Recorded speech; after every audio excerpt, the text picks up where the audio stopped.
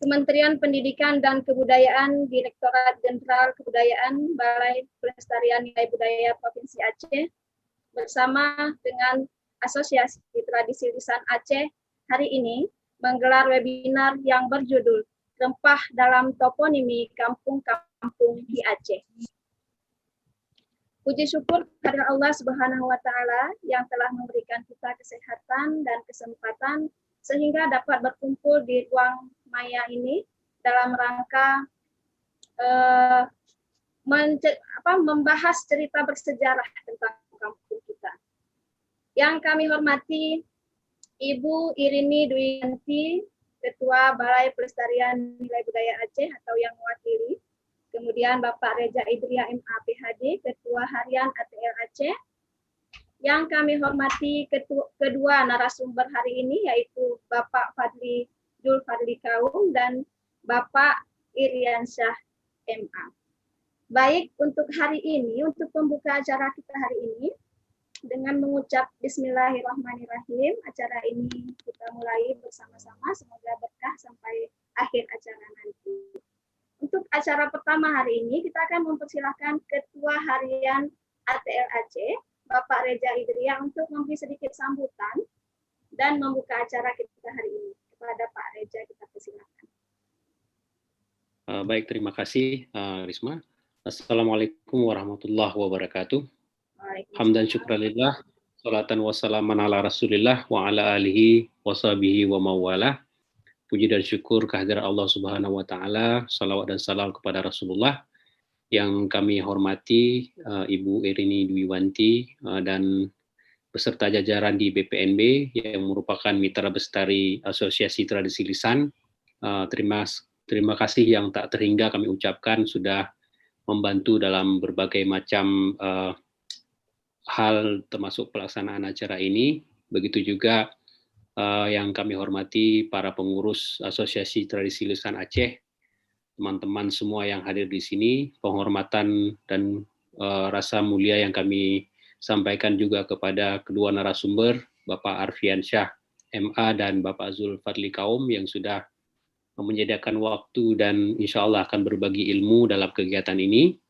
Begitu juga kepada Ibu Risma Srikandi ATL Aceh yang bersedia hari ini untuk memandu diskusi yang kita harapkan akan memberikan atau memancing diskusi yang produktif kepada semua pihak.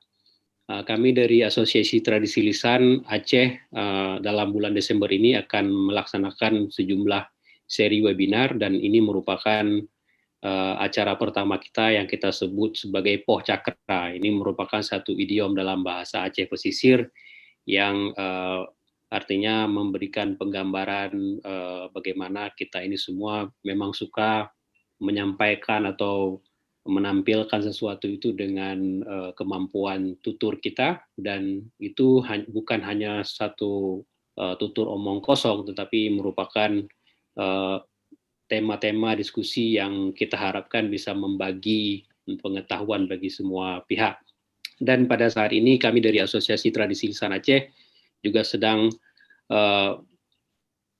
mensupport program pemerintah tentang upaya untuk mendaftarkan Indonesia atau Nusantara ini sebagai jalur rempah kepada UNESCO, dan beberapa seri diskusi yang kita inisiasi di Asosiasi Tradisi Lisan Aceh bekerja sama dengan BPNB akan membawa tema kira-kira yang akan berkaitan dengan upaya pemerintah tersebut.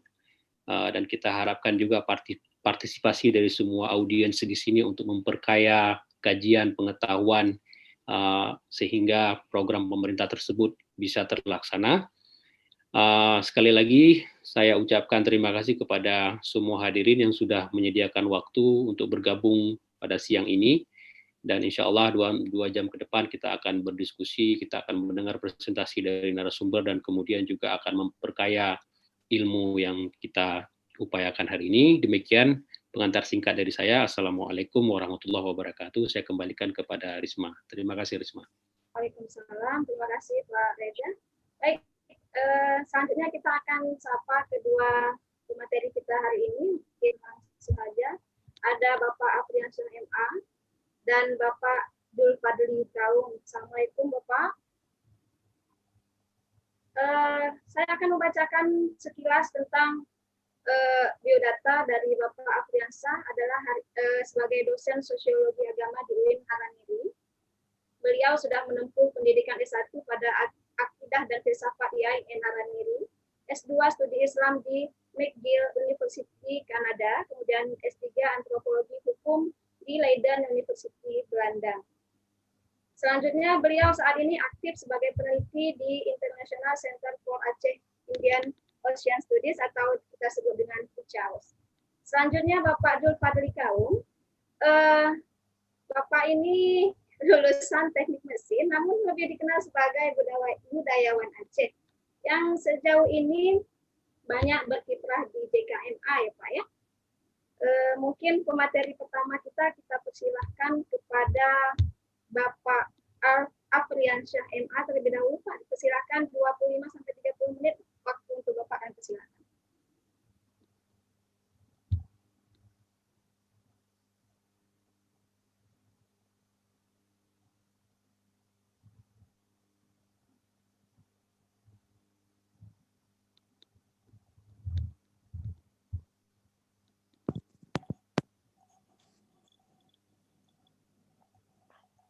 Assalamualaikum warahmatullahi wabarakatuh. Oke, berarti sudah di salamnya berarti sudah kedengaran jelas berarti. Terima kasih Ibu Risma. Saya ingin share screen dulu untuk presentasi hari ini.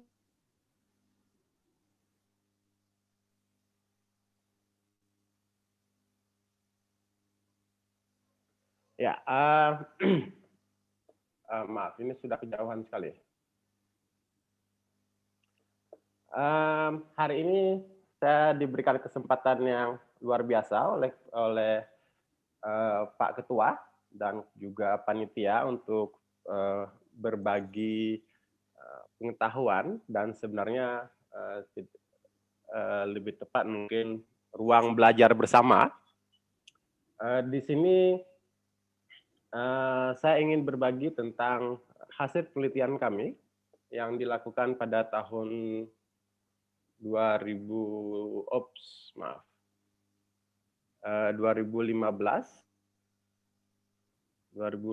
sampai dengan 2018. Ini adalah cover buku yang sedang kami edit. Kami mempelajari tentang 42 kampung di pesisir Aceh Besar dan Banda Aceh dari Lampunreh ke Ujung Pancung.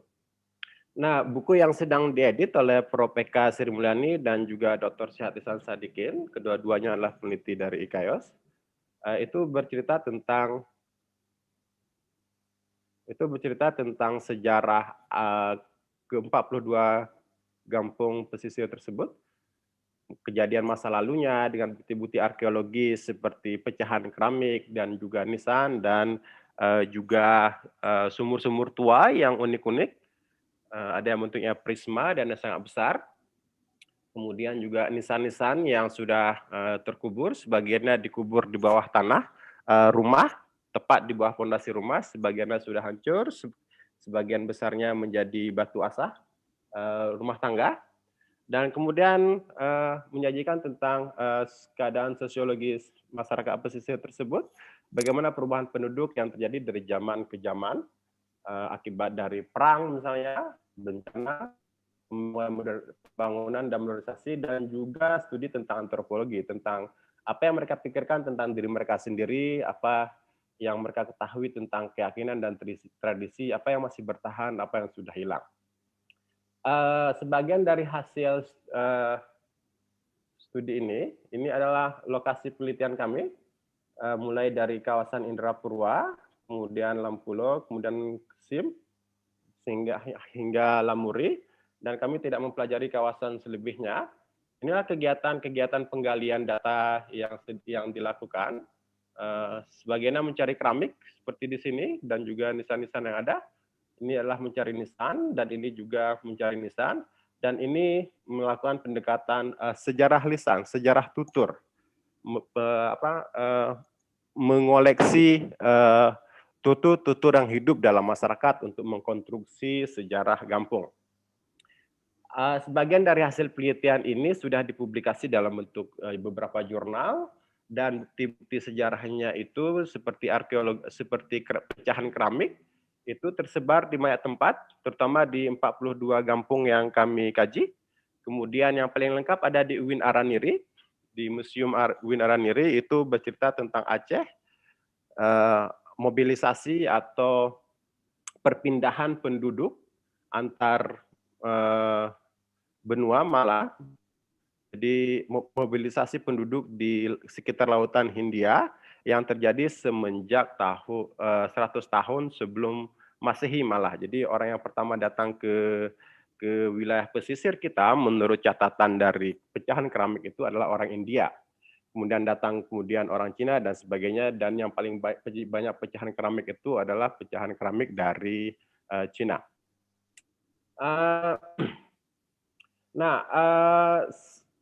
Pendekatan yang kami lakukan itu beragam pendekatan, dan untuk buku yang sedang diedit ini, kami memulainya dari toponim atau studi tentang penamaan tempat.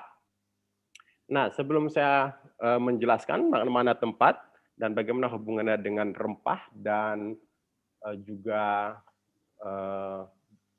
transportasi rempah dari Aceh keluar dan sebaliknya, sedikit saya mengulangi kembali apa yang sudah kita ketahui bersama tentang toponim, dan semoga dengan penjelasan ini kita nanti bisa saling berbagi pengetahuan dari Gampung kita masing-masing atau daerah yang pernah kita dengar, kira-kira apa kaitannya nama desa itu dengan sejarah masa lalunya, terutama tentang rempah. Jadi semoga kita nanti bisa banyak berbagi, dan dengan demikian kita dapat mengetahui lebih banyak tentang sejarah rempah-rempah yang ada di Aceh.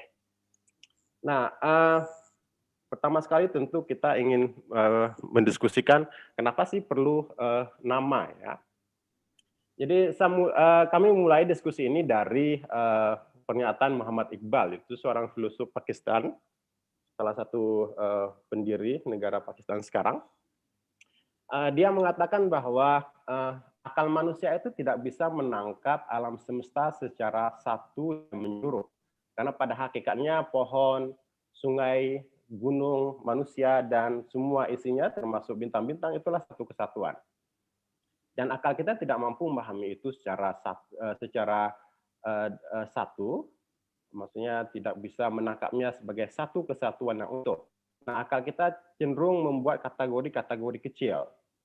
Dan dengan kategori-kategori itu, maka akal kita itu akan berusaha mendefinisikan atau menjelaskan apa yang sedang terjadi di lingkungannya. Misalnya ketika kita menjelaskan ruang kantor, pikiran kita pasti tertuju pada ada meja kerja, ada sofa, dan sebagainya. Ketika meja kerjanya berubah menjadi meja dapur, kita tidak sebut lagi dia sebagai ruang kantor, tapi sebagai dapur. Nah, itu kemampuan akal kita membuat kategori-kategori, dan kategori itu juga bisa berupa nama. Nah, diskusi tentang toponim itu sudah lama dimulai dari diskusi Plato, kemudian Hermogenes dan Socrates. Kalau kita mengutip dari salah satu buku Plato, Cratylus, mengatakan bahwa setiap segala sesuatu itu pasti ada namanya. Pasti ada namanya itu karena kemampuan akal kita tadi itu untuk membuat kategori-kategori kecil sehingga kita bisa menangkapnya. Dan nama itu diberikan berdasarkan kesepakatan dan sebuah tradisi. Tetapi Socrates tidak setuju di sini. Budak pada masa itu juga pada masa sehingga Perang Dunia Kedua kalau tidak salah, itu tidak memiliki hak untuk memberikan nama untuk dirinya, apalagi untuk tuannya. Nah, nama ini sekali hambatan itu, hak memberikan nama itu sangat terasa sekali kepada misalnya orang kulit hitam di Amerika, ya. Itu kalau ada kata little misalnya, itu selalu identik dengan bahwa dia adalah seorang budak. dan nama akhirnya itu selalu disematkan kepada nama tuannya. Nah, sehingga karena itu Malcolm X, orang Afrika, Muslim Afrika yang sangat terkenal di Amerika, itu membubuhkan kata di belakang namanya yang artinya bahwa dia tidak memiliki nama keluarga dan dia tidak setuju, tidak sepakat atau dia menolak disematkan kepada nama tuannya. Nah, namun tidak semua nama itu memiliki makna, ya. Seperti yang kita ketahui, menjelaskan bahwa nama itu hanyalah sebuah kata yang dilekatkan pada objek. Dia tidak menjelaskan sesuatu apapun. Jadi menurut istilahnya itu meaningless marker. Jadi penunjuk yang tidak memiliki makna sama sekali. Seperti makna Krakatau, Gunung Krakatau. Kenapa dia diberikan nama kata Krakatau? Apa arti Krakatau? Saya sendiri tidak tahu dan saya yakin banyak orang tidak tahu. Tapi orang langsung mengasosiasikan dengan sebuah gunung yang sangat besar di Indonesia dan pernah meletus, dan itu menyebabkan gangguan iklim lebih dari seminggu. Nah, dalam nama itu sendiri, itu memiliki kekuatan yang luar biasa, meskipun dia tidak memiliki makna. Ini seperti kisah orang kulit hitam di Amerika tadi itu. Ketika namanya disematkan kepada tuannya misalnya, artinya bahwa seseorang itu tidak memiliki sejarah masa lalu. Seorang itu tidak memiliki identitas jadinya. Nah, jadi nama itu memiliki kekuatan yang sangat luar biasa yang menghubungkan seseorang hari ini dengan masa lalunya dan memposisikan dirinya pada sebuah jaringan memori atau sebuah jaringan sejarah yang ada. Jadi menurunkan nama keluarga pada banyak tradisi budaya itu sangat penting. Misalnya kenapa Habib itu, semua yang bergelar Habib itu merasa bahwa dia itu pada kelas tertentu. Dan orang yang mendengar kata Habib, dia langsung seperti ada rasa inferiority. Padahal Habib itu hanya sebuah gelar, hanya sebuah nama, tapi itu memberikan kekuatan yang luar biasa kepada orang, ya. Atau di Aceh seperti kata Said, gitu. Keluarga Said itu memiliki memiliki sejarah yang panjang dan mereka akan cenderung menelusuri genealogi keluarga mereka sampai ke Timur Tengah. Di Aceh itu kan kita pernah mendengar mungkin bahwa ada perkumpulan atau asosiasi Said. Atau kemarin saya berdialog dengan salah satu kawan saya yang nama belakangnya disematkan kepada sebuah desa yang ada di Irak, Fas gitu. Dan ketika ada nama akhir itu dia berkewajiban menjaga marwah keluarga. Dan dengan adanya nama Fas misalnya disematkan pada dirinya, dia kemudian menyelusuri sejarah masa lalunya sampai kepada Irak. Dan orang-orang yang mengetahui makna keluarga itu akan memberikan pandangan yang lebih. Itu begitu pentingnya makna sebuah nama. Itu. Dan pada banyak hal nama itu juga menjadi politik, menjadi sumber kapital, dan itu akan kita diskusikan nanti. Nah, nama tempat itu juga memberikan peran yang sangat penting dalam mengkonstruksi budaya. Jadi tidak terlalu jauh berbeda antara fungsi nama tempat dan juga nama yang disematkan pada manusia. Jadi nama itu mengkonstruksi nilai sosial, budaya, sejarah. Dan terkadang pada nama-nama kampung yang tidak memiliki makna sama sekali, nanti ada beberapa nama kampung yang tidak memiliki makna dan sosok yang akan saya tunjukkan di sini, itu menjadi sumber perdebatan. Orang berlomba-lomba ingin memberikan makna terhadap nama tersebut. Gitu. Jadi nama itu meleburkan sejarah dengan tempat. Jadi dia juga meleburkan tempat tersebut dengan identitas. Jadi orang terkadang berusaha menyematkan dirinya dengan satu tempat hanya untuk tujuan macam-macam politik sebagainya. Misalnya ada nama Afarlaki misalnya ya, gitu.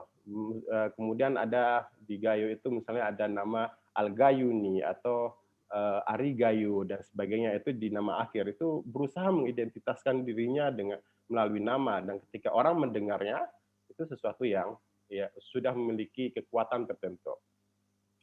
Nah, bagaimana perkembangan studi ini? Nah, awalnya studi ini kemudian mendapatkan pada tahun 1930, tapi masih dengan pendekatan tradisional. Ya, tujuannya tradisional ini hanyalah ingin memetakan landscape, geografi, kemudian menggambarkan difusi budaya dan menelusuri budaya-budaya setempat. Jadi cenderung mengabaikan diskusi-diskusi teoritis. Nah, misalnya salah satu yang dikenal pada saat itu adalah George R. Stewart. Ini pendiri American Name Society, kemudian diikuti oleh sahabatnya Karl Schurz, dan Wilbur Jelensky adalah murid dari Karl Schurz. Jadi Wilbur Jelensky itu bahkan menemukan bahwa 25% nama tempat dan jalan di Amerika itu adalah nama tokoh kayak Jefferson dan lainnya. Tapi pendekatan budaya ini kemudian berkembang dan mulai mendapat kritik bahwa pada nama itu juga ada politiknya, ada ideologi, ada kapital ekonomi, ada kekerasan di situ. Misalnya, bagaimana sisi politiknya itu?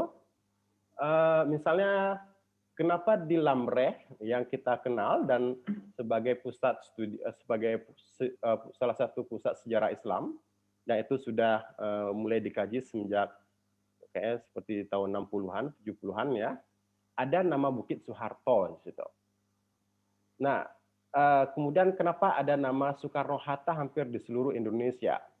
Ini menunjukkan bahwa pada masa tertentu, terutama pada masa Orde Baru, pemerintah itu berusaha ingin menyatukan semua semua daerah-daerah yang pada saat itu memang misi dari Orde Baru adalah ingin menyeragamkan semua ideologi yang ada di Indonesia.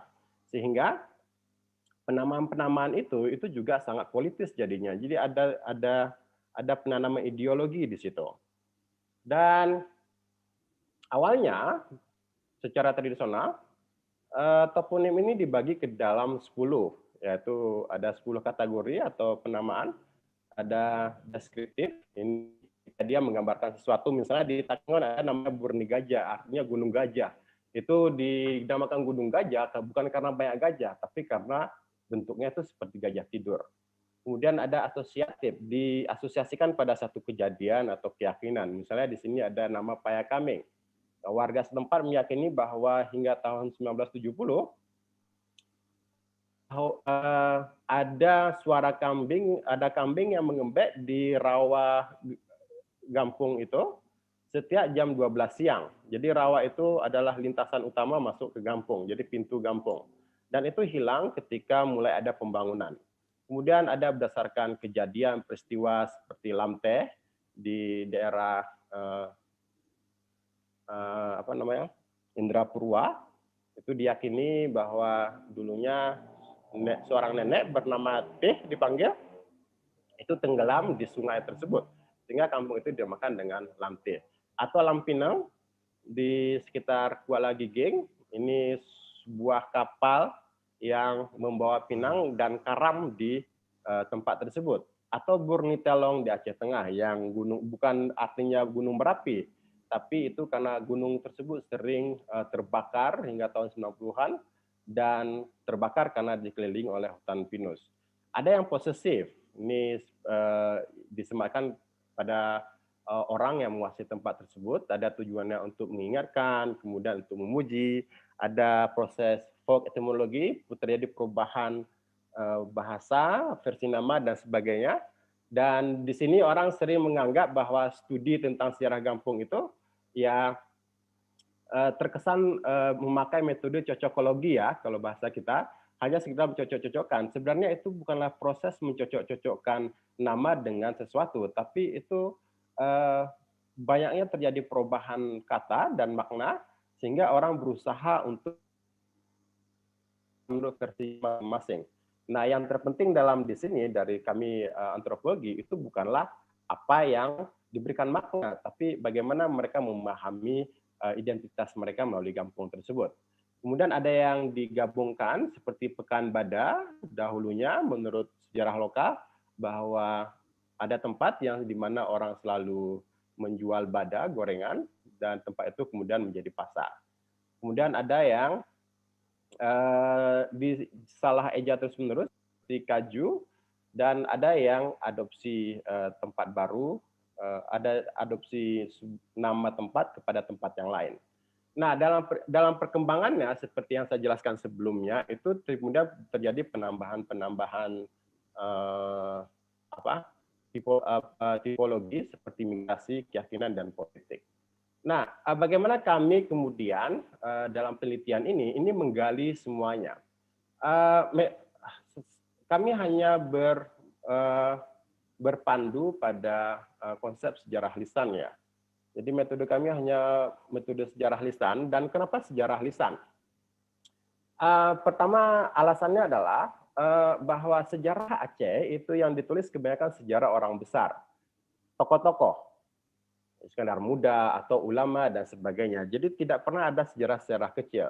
Sejarah Aceh itu selalu tentang sejarah bandar dan kerajaan, tapi jarang sekali tentang sejarah kampung.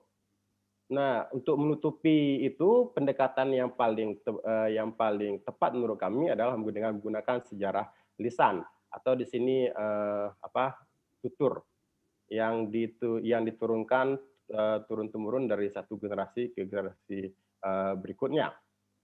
Yang kami dapatkan dari sejarah lisan tentunya sangat kaya, ada mitos ya, mitos-mitos yang menurut kita tidak masuk akal itu, tapi bukan masuk akal atau tidak masuk akalnya yang sangat penting dalam studinya, tapi bagaimana mereka memahami itu, apa makna dari studi itu, apa makna dari tutur atau sejarah lisan yang disampaikan. Ya, dalam sejarah lisan tentunya tanggal itu terkadang tidak penting, meskipun dalam kajian sejarah tanggal itu sangat menentukan kronologis sehingga orang bisa menempatkan satu kejadian pada tempat tertentu. Tapi karena kita ingin tujuan kita hanya ingin mengetahui bagaimana mereka memahami diri mereka sendiri, kampung mereka, identitas dan sebagainya, kemudian sejarah lisan-lisan, sehingga kita terkadang banyak mengabaikan tanggal.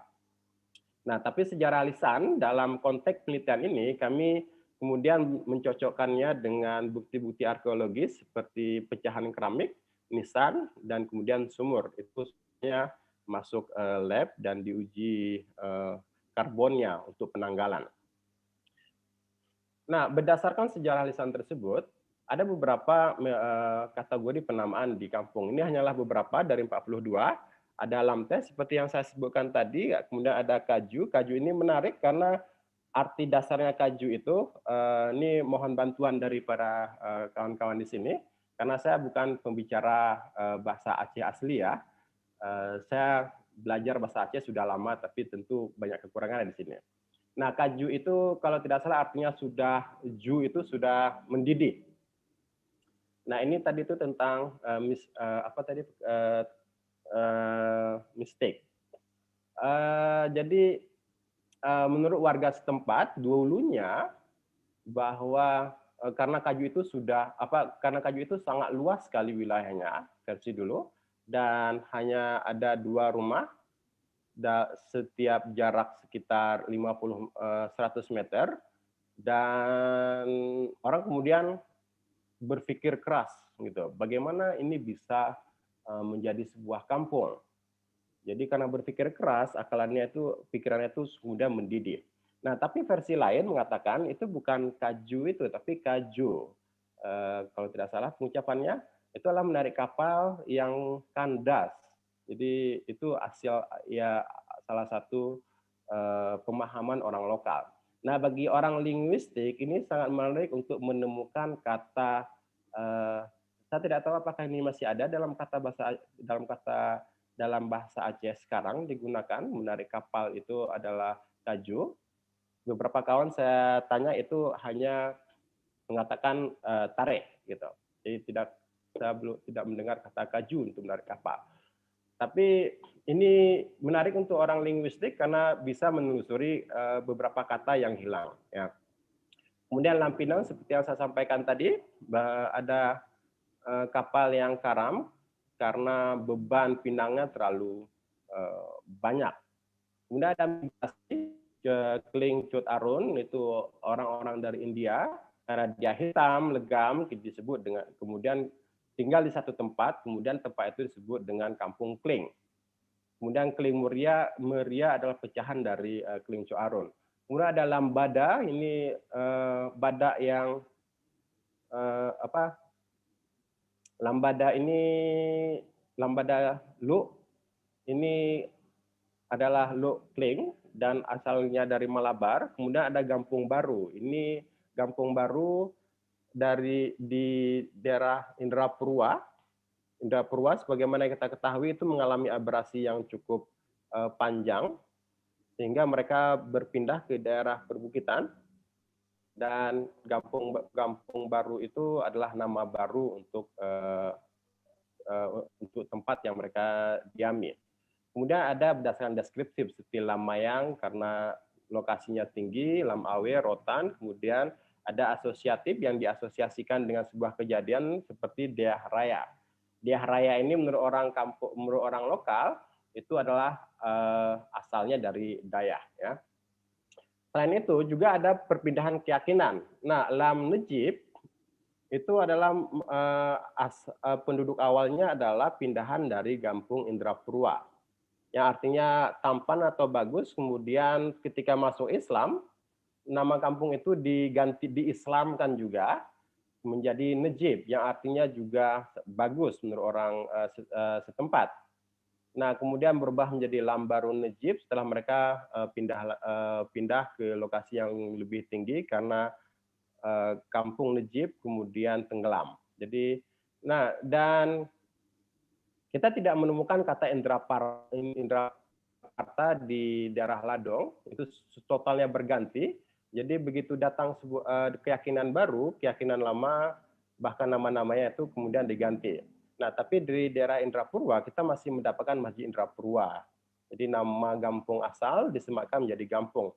Demikian juga dengan Indrapuri. Dan bagi orang yang tertarik mungkin untuk mengkaji toleransi dalam beragama di Aceh, sejarahnya kedua masjid ini, Masjid Indrapurwa dan Masjid Indrapuri, itu mungkin bisa menjadi salah satu sumber sejarah bagaimana toleransi agama terjadi di Aceh. Karena kebanyakan tempat begitu datang keyakinan itu langsung dirubah.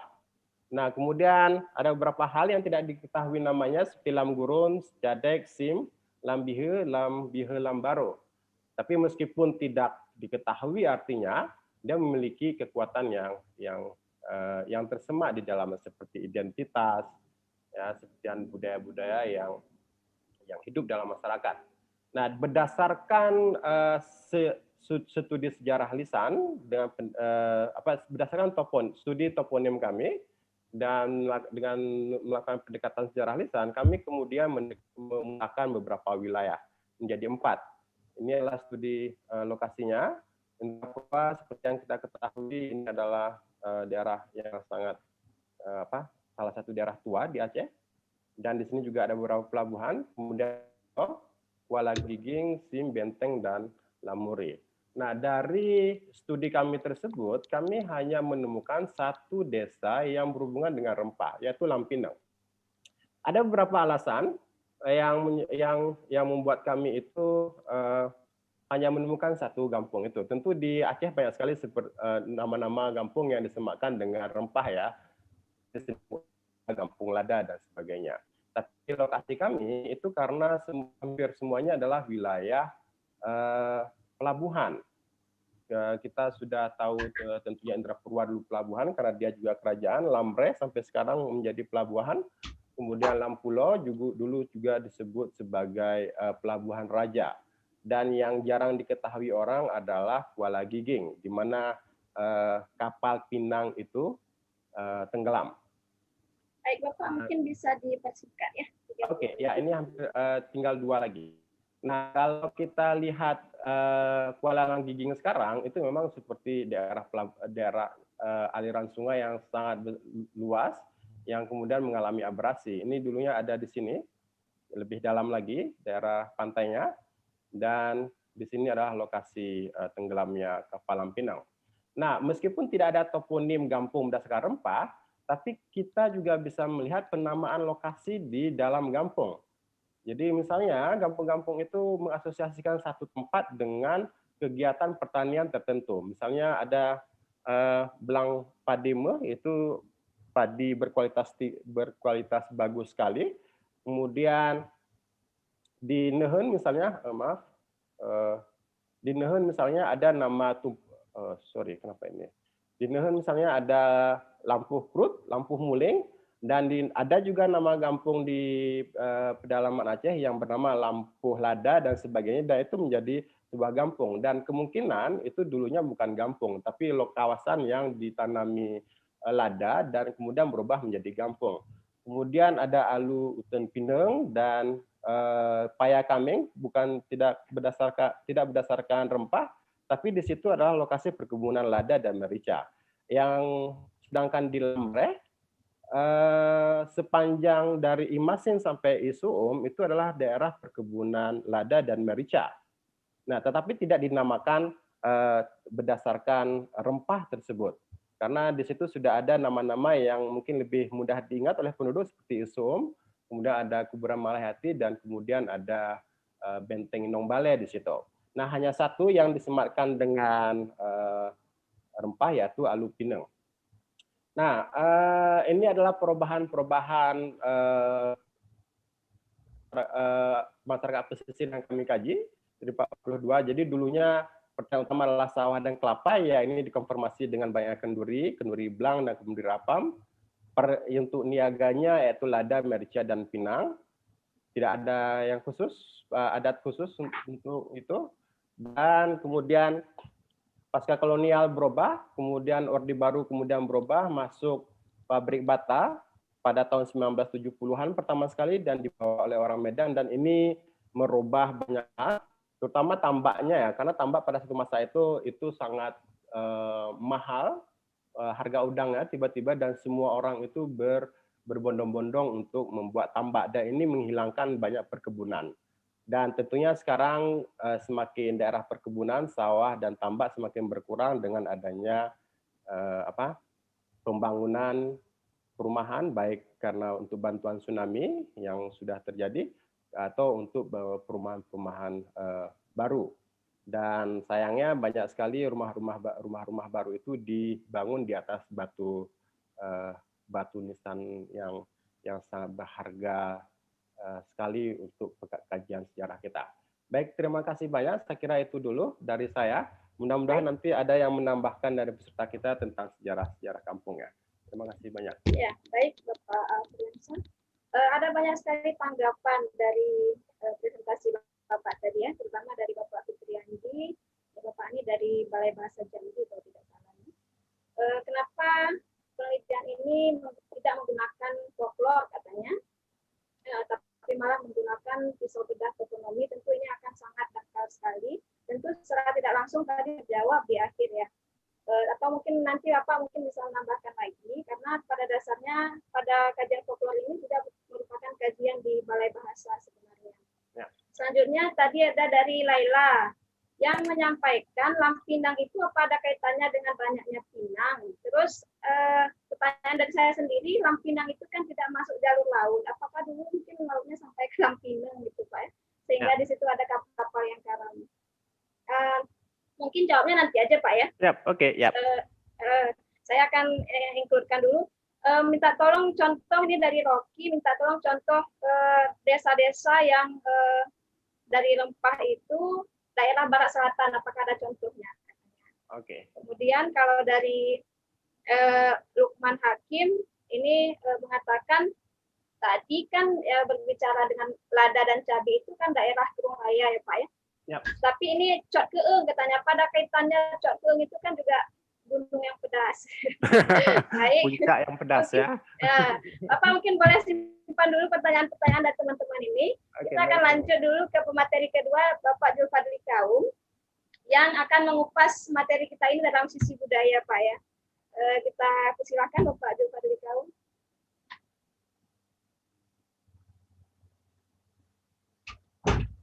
Belum terdengar suaranya, Pak.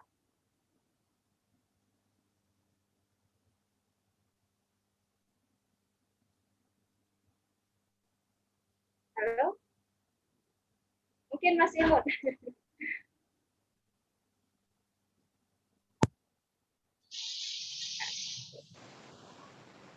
Oke, kita.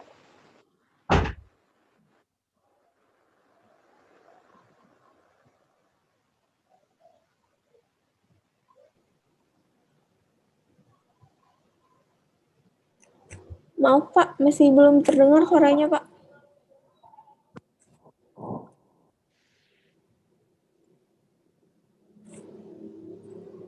Mungkin bisa dicoba tanpa headset Pak.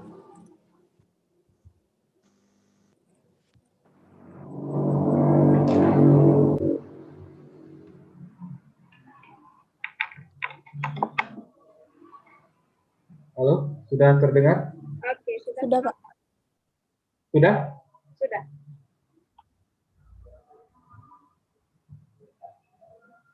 Oke, Assalamualaikum warahmatullahi wabarakatuh. Waalaikumsalam warahmatullahi wabarakatuh. Terima kasih kepada moderator, kepada pihak panitia yang telah membuat acara webinar ini.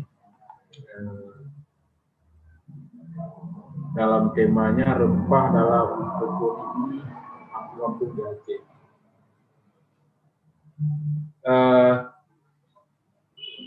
Saya mulai saja dengan sebuah hadimaja Aceh, yaitu Bohjuk Boh Belangan Watetru Kabuna.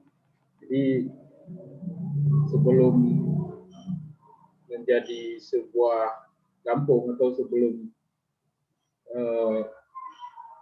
terjadinya sebuah kampung, itu biasanya di Aceh itu kita bisa melacaknya dari alam atau geografis, misalnya Panti, Palu, Alu, Kum, Cet, Gli, dan Senebuk atau Ladang atau Lampu. Ini terbanyak di pesisir timur atau di daerah Bener Meriah dan Aceh Tengah, itu misalnya Bur atau Lupuk atau Guntul atau Wih ya, air. Di daerah saya sendiri, jadi beberapa hari lalu saya tanya juga sama abang saya, jadi saya coba tanya jawab sejarah penamaan kampung saya sendiri di Kumane, yaitu Palu Raya. Saya tanya ke abang saya, bagaimana sih proses penamaan kampung kita. Jadi menurut abang saya, abang kandung saya itu, jadi kata kakek dulu sebelum jadi sebuah kampung itu memang sebuah lembah. Di dalam bahasa Aceh itu Palu kan, Palu atau lembah yang sangat luas dan besar. Jadi kebiasaan dulu orang-orang datang dari arah barat, dari Banda Aceh dan Gigi yang pindah ke timur Aceh, mereka kebanyakan ke kebun atau membuka ladang. Jadi sebelum menjadi sebuah ladang atau kebun atau lampu, itu biasanya masih berupa sebuah hutan atau hutan, bisa berupa sebuah perbukitan atau gli yang belum ada tanaman pertanian yang ditanam oleh manusia secara langsung. Jadi sebelum menamakan sebuah kampung biasanya ada rapat. Jadi biasanya di Aceh Utara itu, di daerah saya di Kumane dan Sawang itu, sebelum menjadi sebuah kampung kita harus minta izin dulu kepada Ulai Balangcut untuk membuat atau meminta status sebuah kampung. Biasanya ada syarat, misalnya syaratnya misalnya 100 rumah baru boleh menjadi sebuah kampung. Kalau tidak, dia statusnya tetap senembuk. Misalnya di situ ada lada, ya jadi senembuk lada, di mana di situ para petani atau orang yang menanam tanaman tersebut tinggal, tapi dia belum menjadi sebuah kampung. Itu dari hasil wawancara saya. Kemudian saya juga banyak melakukan pemetaan secara partisipatif selama bergabung dengan jaringan komunitas masyarakat adat Aceh atau JKMA Aceh. Itu modelnya pendekatannya PRA atau participatory rural appraisal. Jadi pendekatan pemetaan kampung secara partisipatif. Jadi kita bersama-sama masyarakat menulis sejarah sebuah kampung. Kalau sekarang kita sangat mudah melacaknya profil desa atau profil kampung. Kalau dulu kita harus menggali sejarah asal usul masyarakat, sejarah penamaan sebuah kampung atau desa, baru kita mendapatkan sebuah informasi tentang mengapa kampung ini disebut namanya seperti ini dan lain-lain. Jadi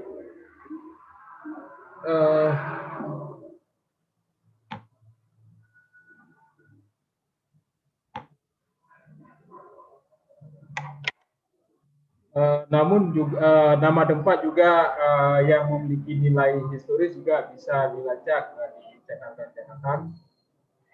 Biasanya beragam ya, untuk melacak asal muasal nama suatu tempat atau kampung. Nah, cara yang paling lugas yang pengalaman saya untuk mengetahui asal usul atau asal muasal nama suatu tempat atau kampung itu dari fitur-fitur alami seperti tadi yang ada seperti Lampung, Palu, Matang, Alu, Cet, Bulo, dan Tepin. Tepin ini dermaga. Jadi saya melacaknya seperti itu.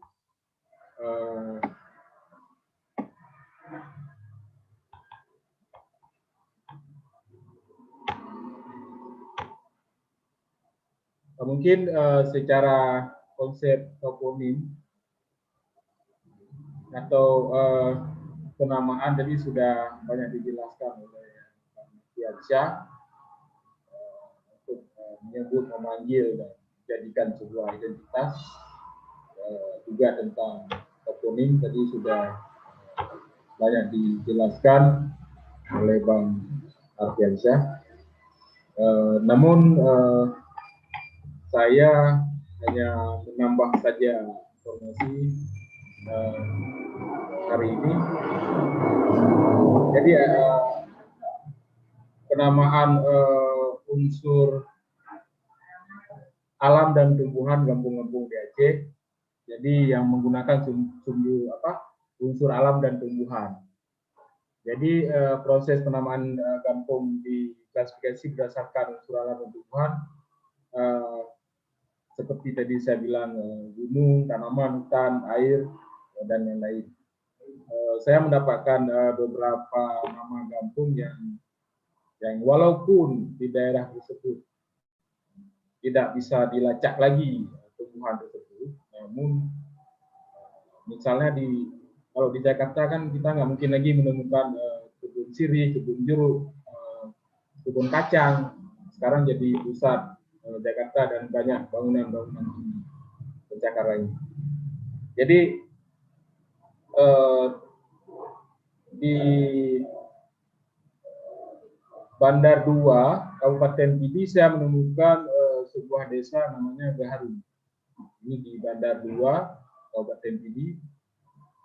Kemudian Gampung Cet Kemenyan di Blangkiti.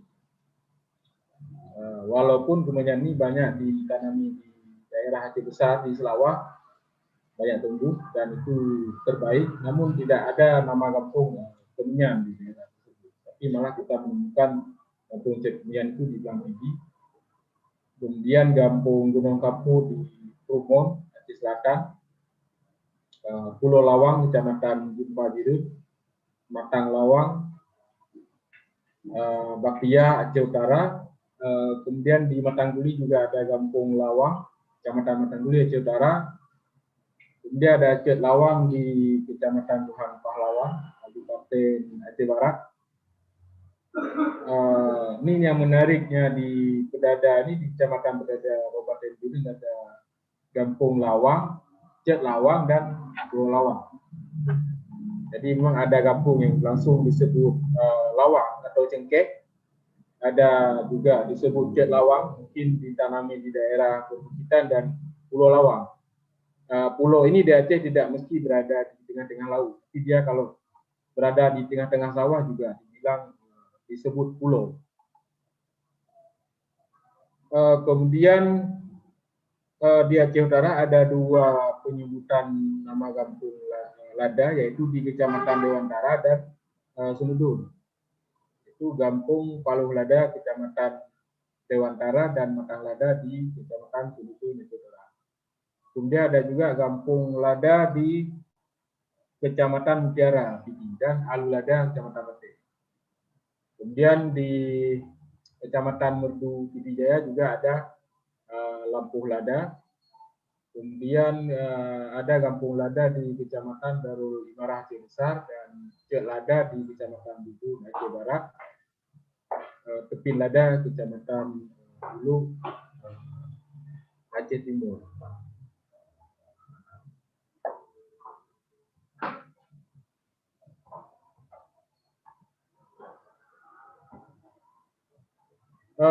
Kata Lampuh, Paluh, Matang, Alu, Cet, Pulau, dan Tepin di pesisir timur Aceh Utara, Aceh Timur, ini berarti kebun atau ladang. Di Aceh Selatan biasa disebut ladang. Misalnya di Prumon itu ada ladang rimba, ladang tuha. Nah, kalau di pesisir timur Aceh ini biasanya Lampuh ini tidak jauh dari pemukiman, atau dia berbatasan langsung dengan hutan. Biasanya juga ada sawah, dimulai sawah.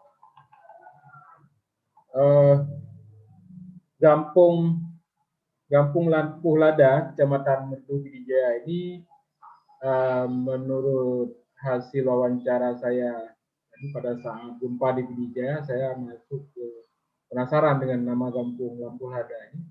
Ini dari arah Masjid Prajan itu naik ke atas sebelum ke Prajan. Ini menurut cerita masyarakat di sana, nama Kampung Lampuh Lada ini sudah ada sejak Iskandar Muda. Kemudian Kampung Paluh Lada, Kecamatan Dewantara, Kabupaten Aceh Utara. Ini ada sejarahnya pada abad ke-18. Ini pada masa Alaidin Ibrahim Mansur Shah, sekitar 1857. Jadi diperintahkan kepada Ulay Balang di Kumutu, namanya Tengku Muhammad Tahir, untuk membuka perkebunan lada di Kampung Paluh Lada. Namun sekarang nggak ada lagi lada di Lada karena sekarang sudah jadi komplek BTN. Anak-anak sekarang sering menyingkatnya menjadi Palda. Sebetulnya ini menghilangkan sejarah. Di akronim dari Paluh Lada jadi Palda, BTN Palda. Pada masa itu Ulay Balang juga membuka pelabuhan Kumutu dan langsung mengekspor ladanya ke Peneng dan ditampung oleh Teku Paya. Teku Paya ini seorang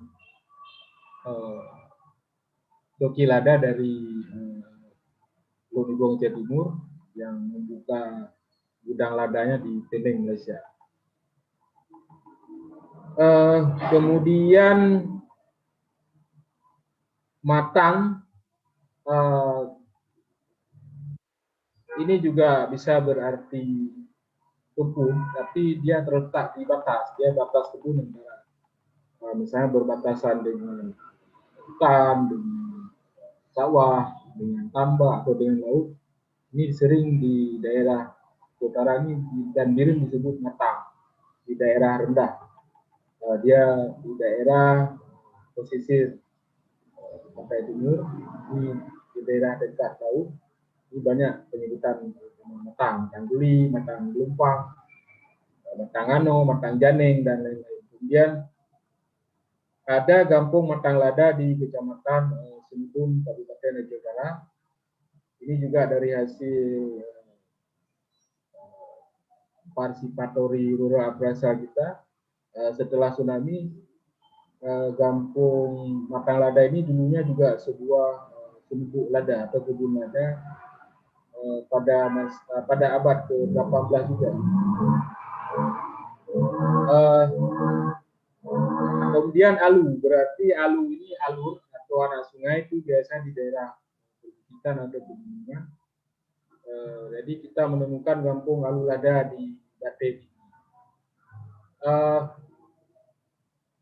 Gampung-gampung penyemutan lada di Bidi seperti Gampung Lada di Mutiara dan Kecamatan Mutiara dan di Bate.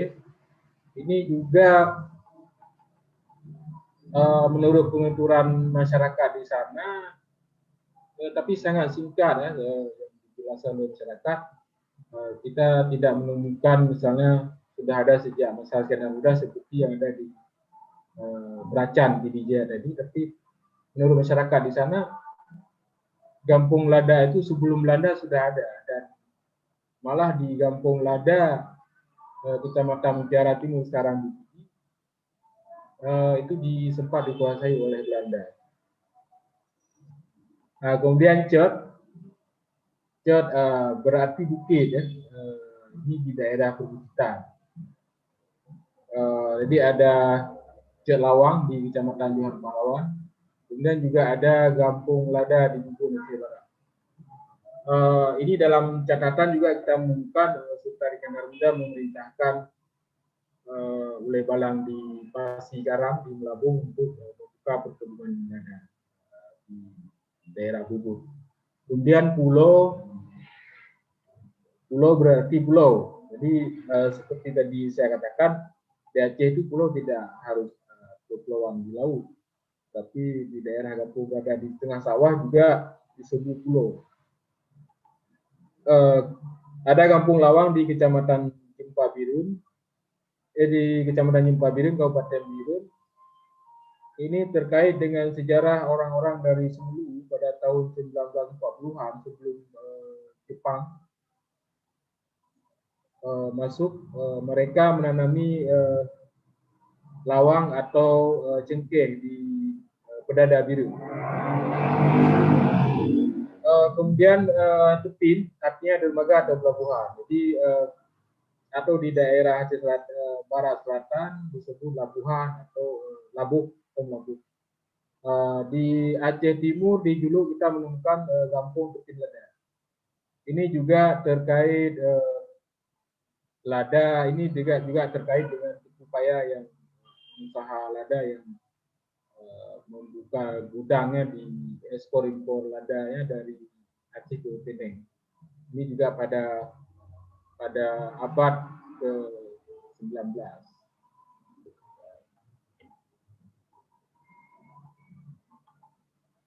Gampung Lampuh Lada ini terdiri dari dua morfem, yaitu Lampung, Kebun, dan Lada. Jadi secara etimologis berarti wilayah yang mulai dibangun dengan selembut atau perkebunan. Kemudian Gampung Paluh Lada juga terdiri dari dua morfem, Paluh dan Lada. Paluh lembah dan Lada atau merica. Secara etimologis juga menunjukkan harapan daerah tersebut dibangun agar bisa menjadi sebuah kawasan perkebunan lada. Begitu juga tadi ada Gampung Metang Lada, Alu Lada, Depi Lada, Ciat Lawang, dan Pulau Lawang. Jadi hal tersebut menandai bahwa kampung tersebut memiliki tanda berupa bekas lampu atau kebun, bisa kebun lada dan kebun lawang atau maupun kesibukan di tepi, di dermaga atau pelabuhan. Meskipun demikian, di wilayah tersebut tidak menunjukkan adanya peninggalan sebagaimana yang tercermin dari namanya. Kan tetapi di wilayah tersebut dapat dilihat dan dilacak dari alam dan sejarah berdirinya kampung atau desa. Misalnya di daerah antara Paluh dan Belang Panjang sampai ke Kandang itu kita menemukan pohon-pohon lada yang sudah tua sekali, dan itu saya temukan pada tahun 2016 dan saya juga mewawancara warga Belang Panjang. Mereka juga katanya di daerah perbukitan yang sekarang jadi komplek Panggo itu sampai ke daerah Bukit Rata yang banyak kampus dan rumah sakit sekarang itu dulunya juga di Taman Lada di Kota Losma.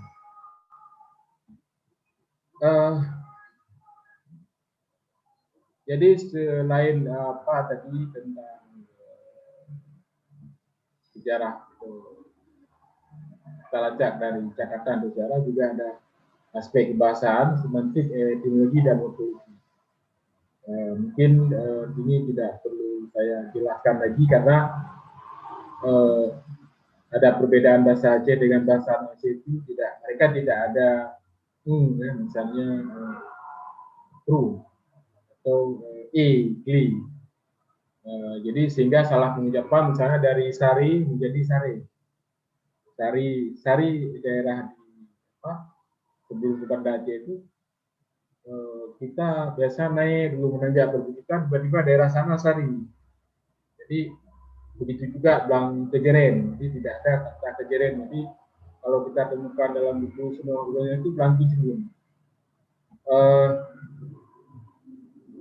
Jadi beberapa istilah ini tidak lagi saya sebutkan. Namun kalau salah itu bisa salah dipahami karena beda penuturnya. Jadi kalau tidak dituturkan oleh orang asli ini akan kacau, terutama pada bunyi-bunyi tadi.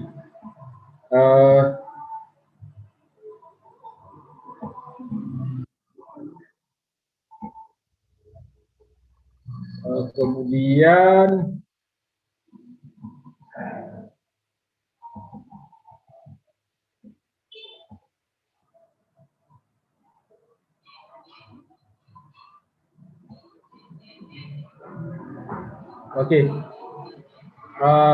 kesimpulannya, jadi Aceh ini merupakan wilayah yang terletak di ujung barat Pulau Sumatera, berbatasan langsung dengan provinsi Sumatera dan Selat Malaka serta Indonesia. Jadi Aceh ini telah mengalami beberapa kali perubahan nama dari Aceh, Nanggroe Darussalam, daerah Sungai Aceh dan lain-lain. Jadi toponim Aceh sendiri ini berasal dari aliran kiri kanan Sungai Aceh. Tapi ada juga beberapa orang yang saya temukan di Banda Aceh itu mengatakan bahwa Aceh itu berasal dari kata tumbuhan si Aceh-Aceh, itu Aceh-Aceh yang dulunya banyak tumbuh di daerah tersebut. Namun ini perlu juga penelitian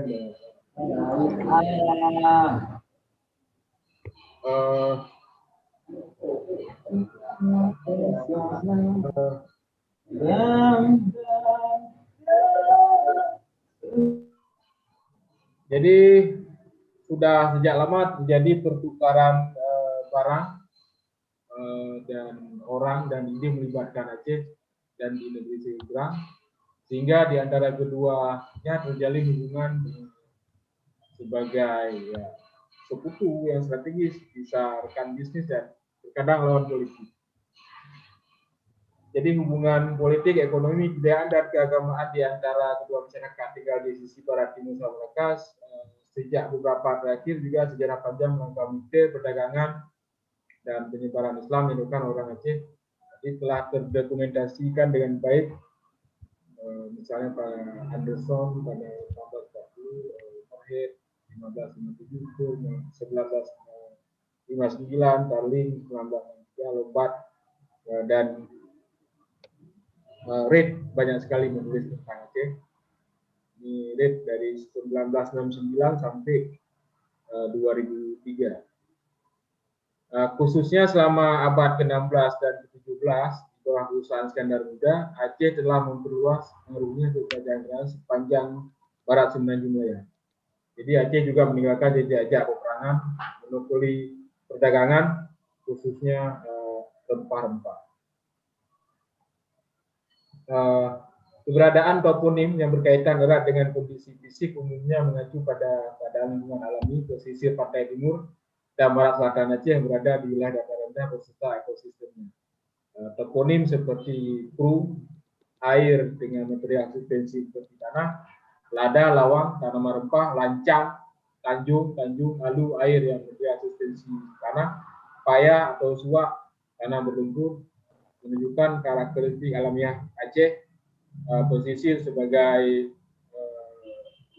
wilayah pesisir yang berupa tanah bentuk lahannya dipengaruhi oleh aktivitas aluvial pada masa lampau.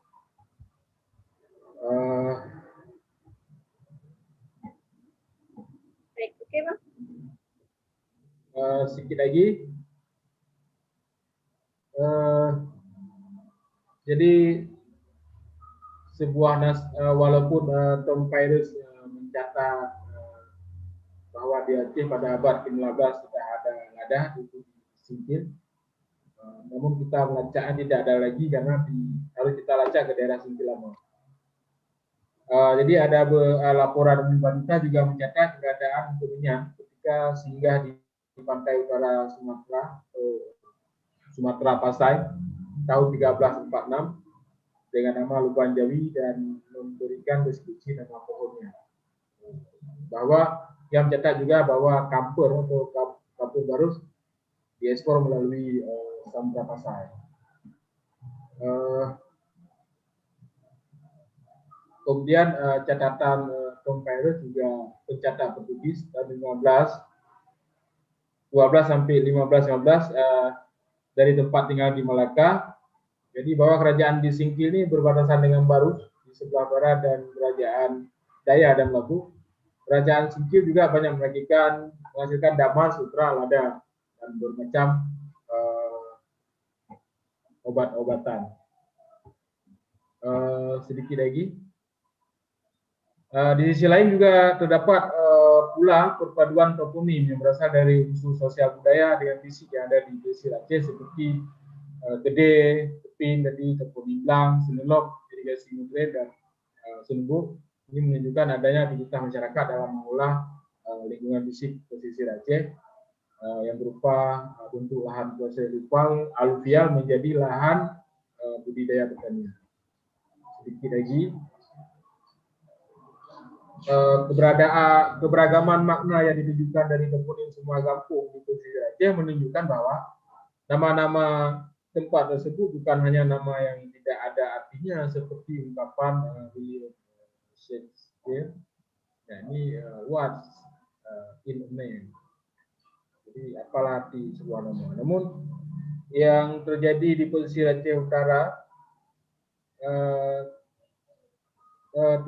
juga telah berubah ya. Eksonimnya seperti Muara Batu. Ini pada masa Orde Baru diubah semua. Rumahnya jadi Muara Batu. Kemudian Kembang Tanjung di Pidi berdasarnya namanya Hasan Kumbang. Kemudian di Lusmawe Muara 1, Muara 2. Padahal sebelumnya tidak ada nama penyebutan Muara 1, Muara 2 dalam sejarahnya, namun yang ada misalnya Kuala Amplam, Kuala Sawang, dan lain-lain. Jadi kalau fenomena tersebut tidak ditanggulangi dengan baik, jadi dikhawatirkan akan menggeser makna asli dari sejarah wilayah tersebut. Jadi 2 lembar lagi ya, bentar.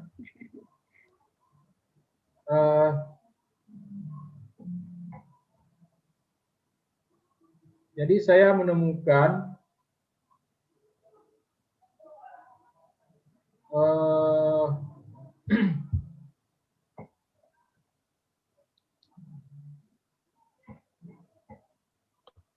Nah, di Aceh Utara ada 2 kampung dengan nama rempah, yaitu Palu Lada dan Matang Lada. Di Biren terdapat 4 toponim aspek alam dan tumbuhan, dominannya lawang, yaitu di Kecamatan Bedada dan Dupa. Kemudian di Biren terdapat 2 toponim yang mengandung aspek alam dan tumbuhan, khususnya rempah lada di Mutiara Timur dan Gate. Kemudian di Pidijaya terdapat 2 toponim tumbuhan yang mengandung aspek alam dan tumbuhan, rempah lada dan pohon gaharu di Kecamatan Bandar Tua.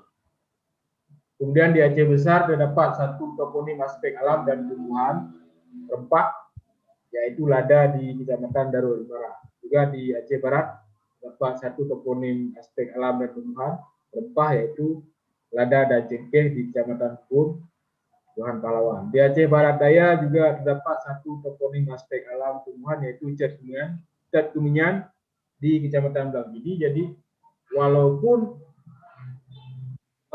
tidak disebut Kampung Lada, namun di Lama Tuha Aceh Barat Daya dalam sejarahnya pernah menjadi kebun lada, dan juga ada pelabuhan Kuala Bate ini menyangkut perang Amerika dan kerajaan Kuala Bate.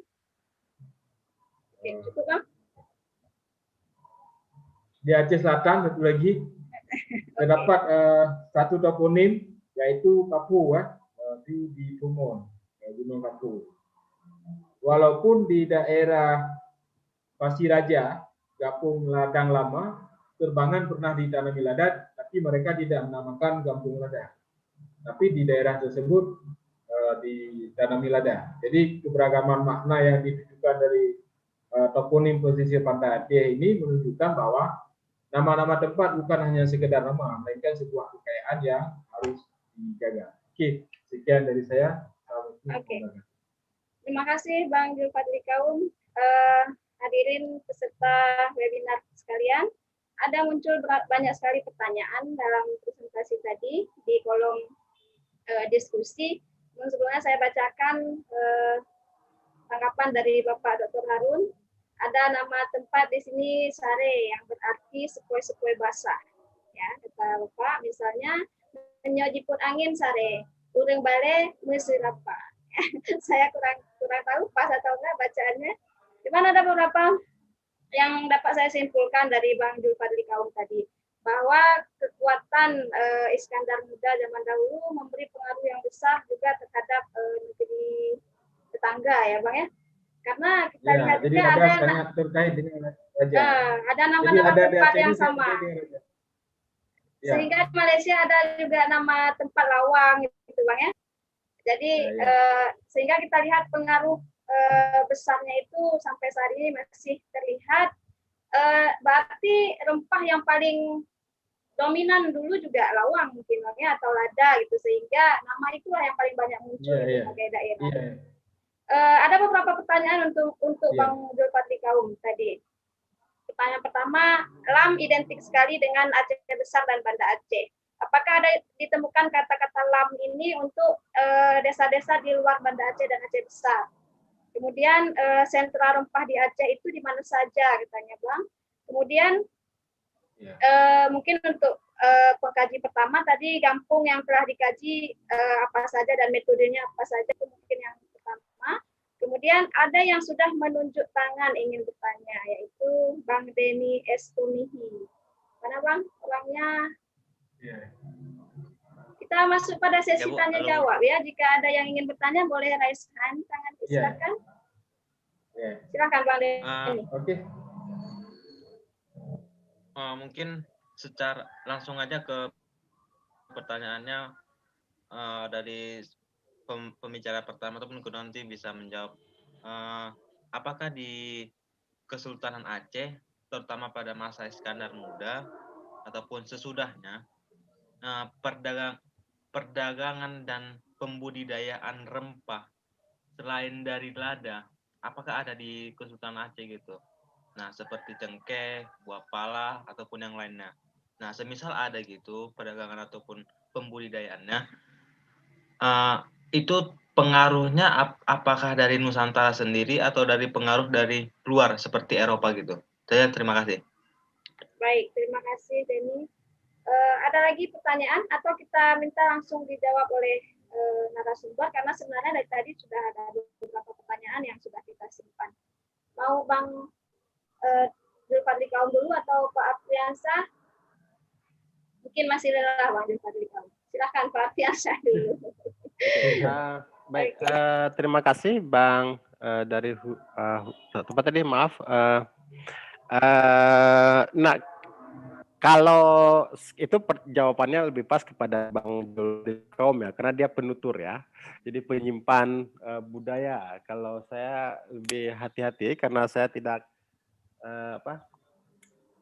tidak terlalu menguasai budaya, dan juga dalam catatan-catatan yang saya kaji itu saya belum menemukan pengaruh luar terhadap pengembangan budidaya tanaman di Aceh, apakah ada rempahan, pala, atau pinang dan yang lainnya. Tapi apakah ada pengaruh dari Nusantara dan sebagainya, dari tempat lain maksudnya. Tapi sejauh pengetahuan saya dari catatan yang ada, yang saya baca, bahwa di Asia Tenggara itu pusat niaga itu ada di Aceh ya, tapi menjadi pusat niaga itu harus berkompetisi dengan Malaka kalau tidak salah, karena Malaka juga menjadi pusat rempah pada saat itu. Dan untuk menguasai Malaka, Aceh harus berperang dengan Portugis. Jadi ada kepentingan ekonomi terhadap rempah yang sangat tinggi pada saat itu, bisa disebut rempah lada di sini, itu bernilai minyak kalau sekarang, gitu. Dan Aceh bukan satu-satunya tempat di mana lada itu sangat dikenal, tapi Malaka juga, sehingga Sultan Iskandar Muda itu sangat berkepentingan sekali untuk menaklukkan Malaysia, jadi untuk memonopoli perdagangan saat itu. Tapi halangannya ada Portugis, sehingga terjadi perperangan antara Aceh dan Portugis pada masa tertentu ya. Nah, jadi lada tentunya dan dengan menguasai Malaka, dan kemudian kita tahu ada banyak sekali monumen, ada salah satu monumen yang mengingat kita pada sejarah itu. Aceh kemudian menjadi sentral perdagangan lada dunia dan pemasok utama untuk distribusi lada di dunia. Dan itu sementara yang sedikit saya tahu, dan mungkin Bang Zulfadli lebih paham nantinya. Dan untuk beberapa pertanyaan kepada saya, mungkin saya rangkum sedikit. Mengapa tidak menggunakan folklore ya? Kenapa dengan toponim untuk mengkaji tentang kampung-kampung ini? Seperti yang saya sudah jelaskan tadi di awal, dalam sebuah nama itu banyak menyimpan cerita ya. Jadi ketika seseorang disebut siapa nama kamu, itu dia akan teringat kepada orang tuanya, kepada masa lalu dia di desanya, di mana dia diberi nama. Kemudian dengan budaya apa dia terikat. Misalnya yang sangat kontras, misalnya yang sudah lumrah dipahami orang, ketika orang bernama Muhammad dan orang bernama Kristen. Ya, jadi Muhammad itu selalu identik dengan Muslim. Dia akan mempunyai sejarah yang panjang tentang tradisi keislamannya, tentang budayanya di satu tempat gitu. Nah, ketika orang bernama Kristen misalnya, yang kita langsung mengasosiasikan dalam kepala dan mencari hubungan nama itu dengan sejarahnya, kita secara otomatis akan mengasosiasikannya dengan sebuah tradisi keagamaan, yaitu agama Kristen. Atau ketika atau orang yang bernama seperti yang sekarang lagi muncul Gayuni misalnya, itu banyak beberapa orang, dia akan selalu mengasosiasi, kita orang yang mendengarnya dan dia sendiri akan secara otomatis mencari hubungan masa lalunya dengan sebuah tempat yang bernama Gayo atau suku bernama Gayo. Nah, toponim ini meskipun kedengaran dangkal kalau kita hanya memahaminya sebagai sebuah nama. Tetapi dalam studinya dia tidak hanya mengetahui nama Lamreh, cukup segitu. Tetapi apa di balik Lamreh itu? Bagaimana itu dinamakan? Bagaimana sejarah lokal? Jadi itu juga menggali tentang oral history, menggali tentang cerita-cerita rakyat yang ada di situ. Nah, dengan pendekatan toponim ini misalnya, tim peneliti kami itu mengkaji banyak cerita. Misalnya apa yang hidup, bagaimana perubahan masyarakat Lamreh dari masa ke masa. Nah, pada masa 17-an, misalnya pada masa 90-an, itu orang lokal bilang orang Lamreh itu ya seperti orang Lamreh, anak mudanya itu. Apa maksudnya seperti orang Lamreh? Yaitu anak-anak mudanya itu ya ke masjid, tinggalnya di Menasa, suka Dalail Khairat, dan menghidupkan semua tradisi Aceh. Jadi nyan awak jamun, nyan bid awak Lamreh, ya gitu. Tapi ketika kita tanya, lalu sekarang sebenarnya bagaimana kok, apakah tidak seperti orang Lamreh? Oh, sekarang sudah terjadi perubahan. Sekarang mereka sudah jarang Dalail Khairat misalnya. Mereka sudah tidak lagi tinggal di Menasah. Nah, itu cerita di balik nama. Jadi bukan hanya sekedar nama. Jadi kita memang harus menggali banyak aspek dari nama itu sendiri. Malah dengan studi-studi terbaru, misalnya yang dari 1990-an, itu juga sudah menggunakan kajian Foucault misalnya di situ tentang yang sering digunakan itu misalnya tentang dispositif, atau Bourdieu tentang symbol of capital atau symbol of violence dan sebagainya.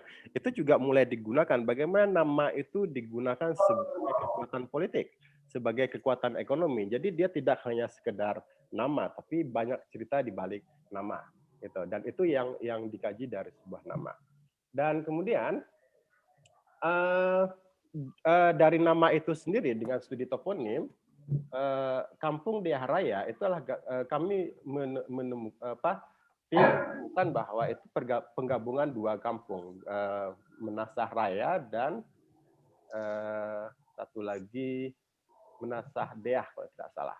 Ya, dan di situ makamnya Syah Kuala, dan seperti yang kita ketahui dalam catatan sejarah bahwa dulunya kenapa kita disebut Serambi Mekah? Karena dulunya sebelum orang pergi ke Mekah itu singgahnya di sekitar lokasi Diyah Raya. Di situ mereka mengaji.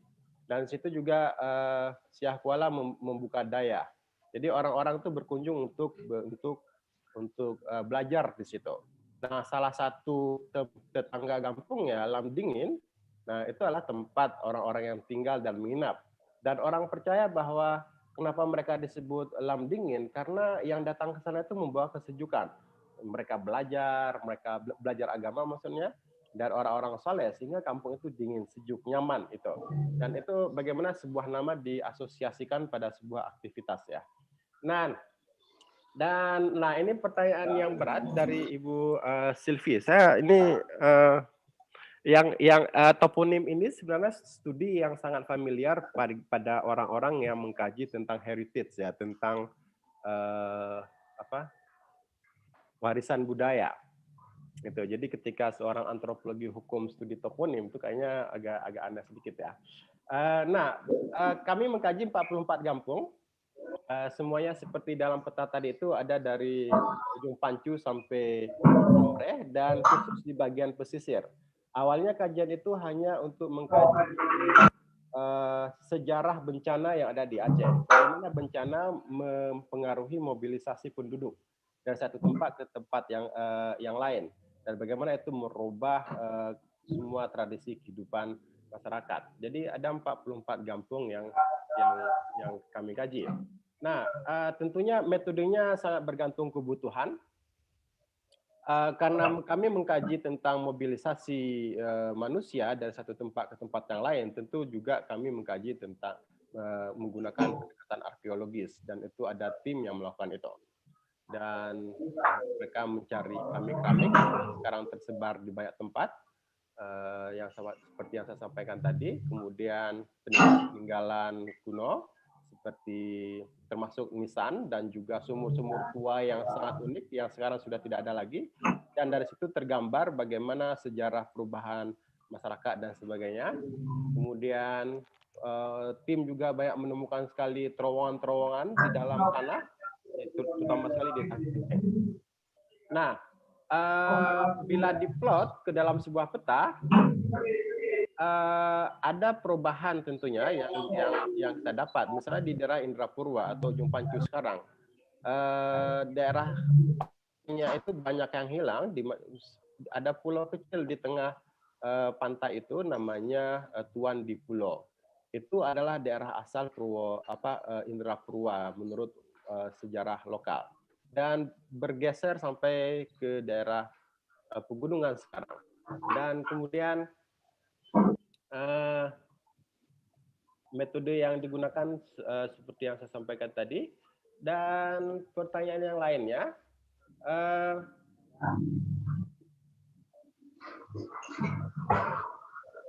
mengenai jalur sungai ya.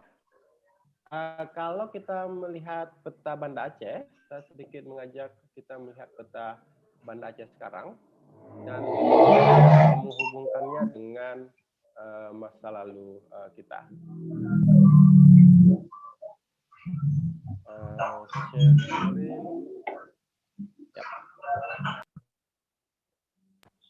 Oke, cukup Bang. Oke, sedikit tentang peta. Nah, kalau kita lihat peta ini, dulunya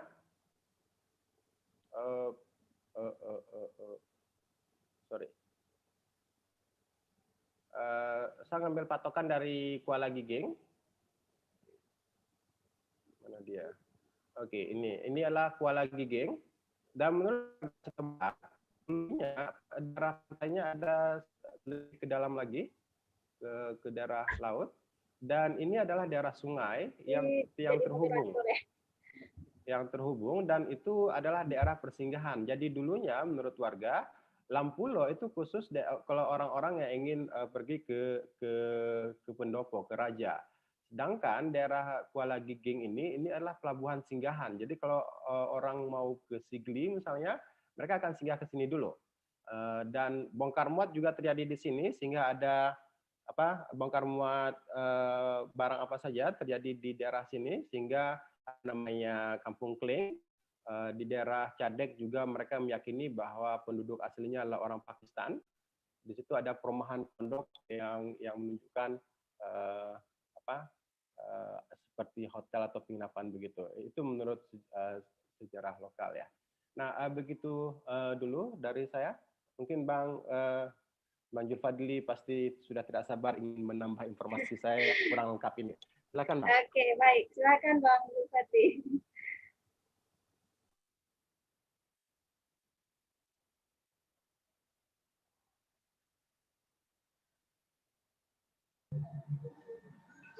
Tadi ada pertanyaan tentang LAM ya. Dengar suaranya masuk? Kedengaran. Dengar Bang, dengar. Oke. Selain di Aceh ada nggak kata LAM? Di Thailand banyak sekali. Juga ada lampaya juga. Jadi seperti di Luna ada lampaya, ternyata di Thailand di daerah Phuket atau Bukit terutama di daerah Thailand Selatan itu banyak sekali kampung-kampung namanya Lam, dimulai dengan Lam, Lampaya, Lampai, Lamtok dan lain-lain. Juga ada kampung yang mirip-mirip dengan kampung yang ada di Banda Aceh. Di Banda Meriah juga ada lampahan. Khususnya di Sumatera kan ada juga Lampung. Jadi kalau lam yang dimaksud orang Aceh ini istilahnya menunjukkan lokasi atau tempat ya. Jadi kita di sini kita sudah di suatu kawasan atau daerah atau menunjukkan tempat seperti in atau at dalam bahasa Inggris. Dia bukan on atau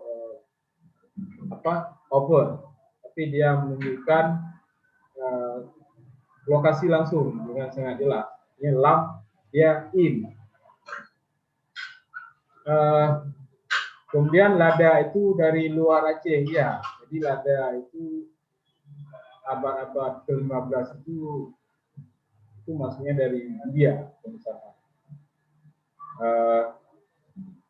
Kemudian apa tadi? Bisa diulangi lagi Bu, dengan Bu moderator.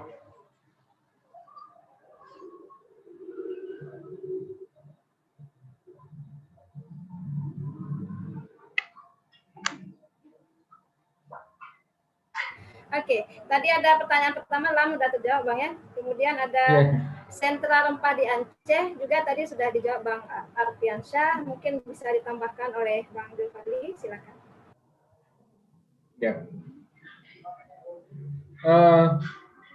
Kalau kita telusuri jejak-jejak rempah ini, kita bisa telusurinya dulu dari pelabuhan-pelabuhannya. Ternyata di Rigeh di Aceh Jaya, Suku Umar juga sempat bermasalah karena gara-gara masalah lada ternyata. Jadi ada hutang lada yang tidak dibayar sehingga kapal Nesiro, peristiwa Nesiro itu diculik ya orang. Dan juga pertempuran di Kuala Bate gara-gara lada. Juga ada konflik misalnya antara Trumon dan kepentingan pelabuhan lada itu dengan Bakungan, itu juga gara-gara pelabuhan lada. Juga pelabuhan ini juga sering berpindah-pindah, misalnya Trumon pernah mengekspor lada pelabuhan itu. Namun akhirnya berpindah misalnya ke Kuala Batu. Namun kita lacak lagi ternyata di daerah Rigai, peristiwa di Kumar tadi juga masalah lada ternyata. Juga peristiwa sejarah penutupan pelabuhan Aceh oleh Belanda setelah 1873 ternyata juga terkait dengan perebutan rempah lada. Jadi banyak oleh-oleh balang di daerah-daerah pesisir Aceh ini dipaksa tanda tangan oleh Belanda untuk bekerjasama dengan VOC. Jadi awalnya harganya itu sangat tinggi sehingga beberapa oleh balang memutuskan kontrak sepihak dengan Kerajaan Aceh dalam persoalan harga lada. Namun akhirnya tiba-tiba mereka menyesal karena akhirnya Belanda setelah dikontrak awalnya harga yang mahal, lalu tiba-tiba harga tidak stabil lagi, jadi semakin rendah setelah mereka kontrak dengan penjualan lada dengan VOC dan memutuskan kontrak dengan Kerajaan Aceh, Raja Aceh. Jadi kalau kita lihat sebaran pelabuhan lada, ini lokasinya penanamannya itu tidak jauh dari pelabuhan. Jadi selalu dekat dengan daerah ditanami rempah-rempah itu selalu dekat dengan pelabuhan. Jadi kalau ada misalnya Kampung Lada, Palu Lada, Matang Lada, itu pasti tidak jauh dengan das, aliran sungai, dan tidak jauh dengan Tepin, Kuala. Dan lada ini di Aceh ini sangat dekat dengan kekuasaan Toraja. Jadi ada istilahnya raja dan lada. Jadi kalau antara komoditi dan kekuasaan politik. Jadi seperti itu dari saya. Ya, baik, terima kasih Bang Zulfadli Kaum. Tadi kita ada melihat nama partisipan kita, salah satu ahli di bidang ini, yaitu Pak Marco. Apakah masih ada di ruang webinar, Pak Marco? Kami minta sedikit tanggapan, Pak. Halo? Pak Marco? Sepertinya tidak ada lagi ya. Baik, ada beberapa pertanyaan lagi, tapi mungkin singkat saja karena kita punya waktu sekitar 20 menit lagi. Pertanyaannya adalah, Simelu itu apakah tidak tercatat dalam penghasil rempah? Padahal dikenal ada banyak sekali rempah di Simelu. Tapi nama-nama kota di Simelu malah tidak ada yang disebut nama rempah. Ini adalah pertanyaan dari Firmansyah dari mahasiswa. Selanjutnya ada di kolom ini dari Pak Syamsul Bahri mengenai kata lam, Pak Fadli. Banyak orang Aceh besar sendiri tidak semua sepakat kalau kata lam itu bermakna kata dengan atau di, kata depan di. Baik, Bapak mungkin boleh dijawab yang tadi, kenapa Simelu tidak masuk dalam catatan sejarah tentang rempah-rempah itu? Apakah tidak ada masuk jalur rempah? Dan kemudian ada mungkin dari saya Pak Ratu nih.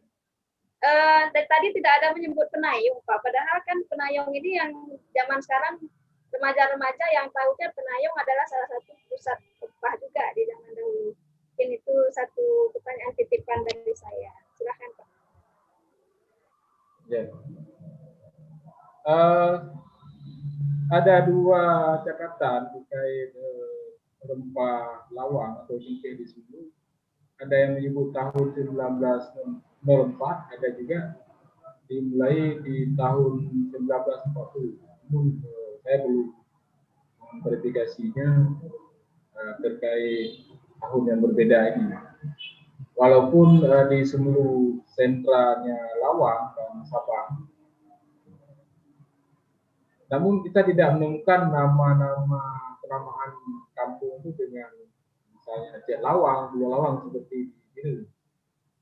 Memang benar, terutama di daerah pulau-pulau kecil di sini banyak sekali ditanami cengkeh.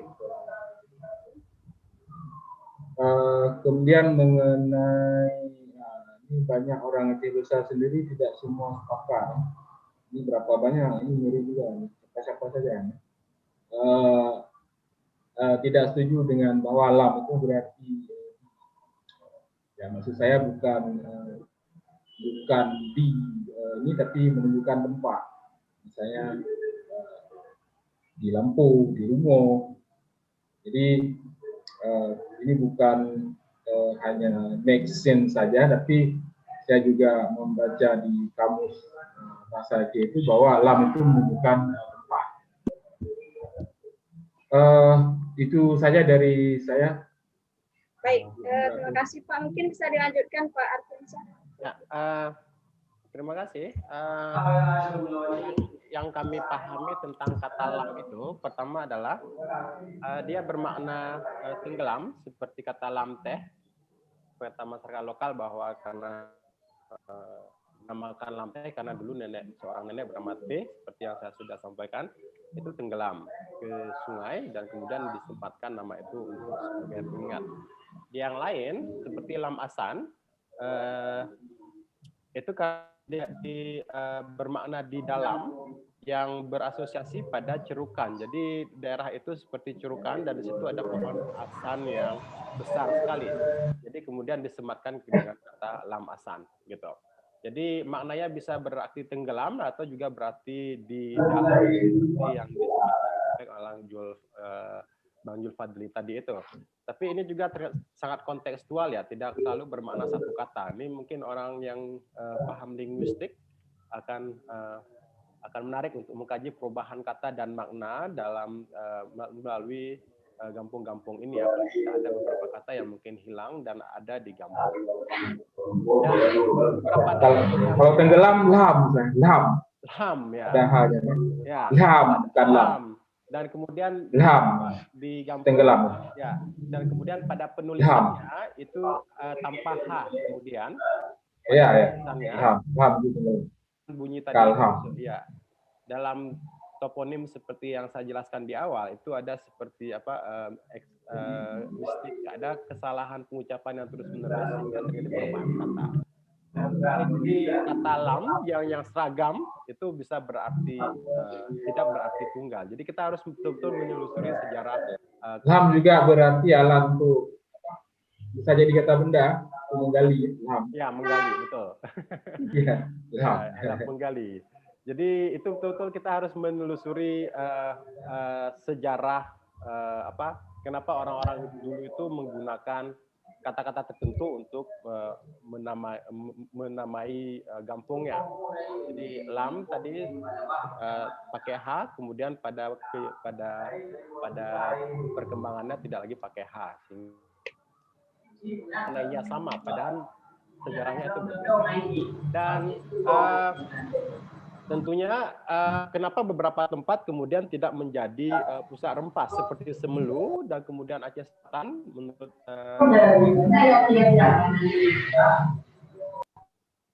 yang menurut informasi luar biasa yang ada di ruang chatting kita ini.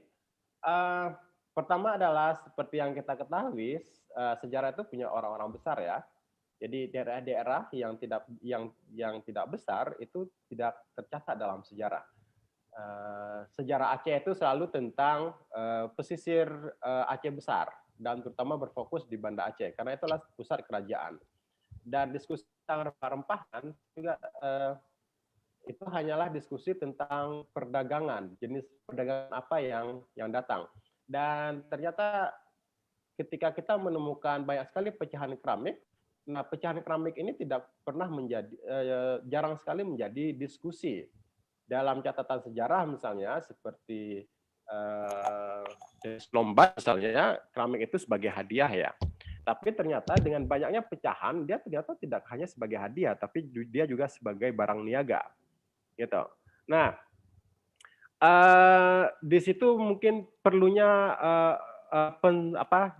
menggali ulang tentang sejarah diri kita sendiri. Jangan lagi kita sejarah berdasarkan teks itu tidak selalu harus begitu, ya. Jadi perlu kawan-kawan dari Semelu untuk mendapatkan cerita kembali dari sejarah lisan lokal, atau mungkin dari mulai masuk dari penamaan dari nama kampung masing-masing, kenapa ini dinamakan begini dan begitu, apa sejarahnya dan sebagainya. Meskipun mungkin kedengarannya seperti tidak masuk akal, seperti yang disampaikan oleh kawan dari Aceh Selatan ya, betapa seorang tuan petapa berkelahi dengan naga dan kemudian dinamai sebagai tapak tuan. Dan itu dulu adalah tempat rempah-rempahan. Itu kan menurut logika kita sekarang itu kan tidak mungkin. Tapi bagi orang Aceh Selatan, tapi kalau kita perhatikan beberapa tempat di Aceh Selatan itu menjadi tempat turis. Jadi Aceh Selatan itu menggunakan folklore atau mitologi untuk kapital juga, untuk mencari uang juga. Jadi itu menarik, wah benar sih tapak tuan gitu ya. Bagi sebagian orang itu tidak mungkin. Nah, tapi melalui cerita begitu yang kecil-kecil, tentu banyak desa yang tidak berdasarkan mitologi itu kita bisa menggali sejarah desanya dengan beragam cara. Nah, salah satu pintu masuk adalah melalui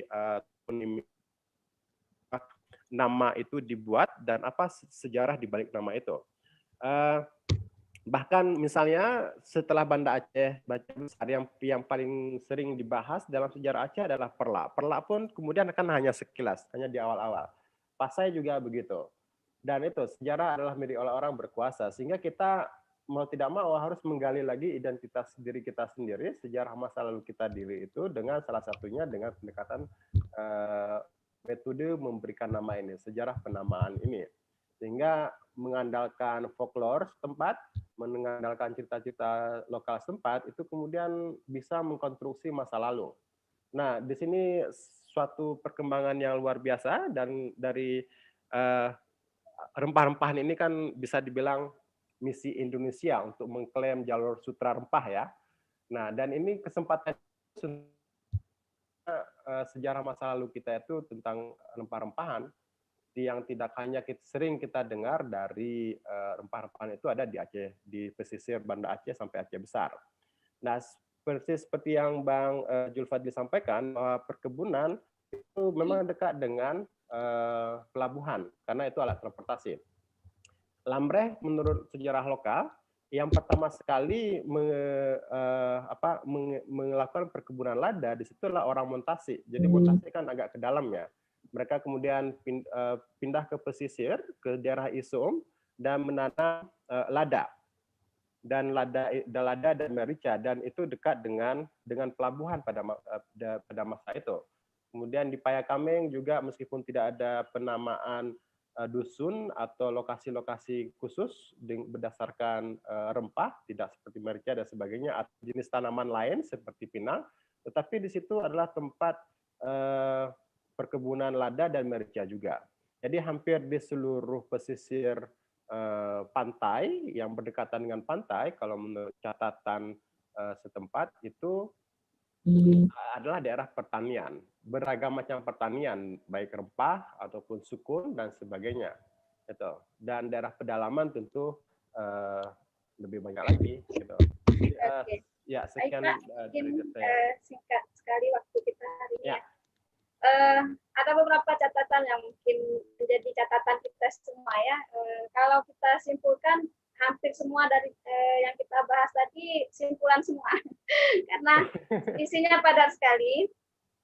Cuman ada beberapa hal yang penting mungkin yang perlu kita ingat bahwa rempah identik dengan kekuasaan tadi Pak ya, berkali-kali kita ulang itu.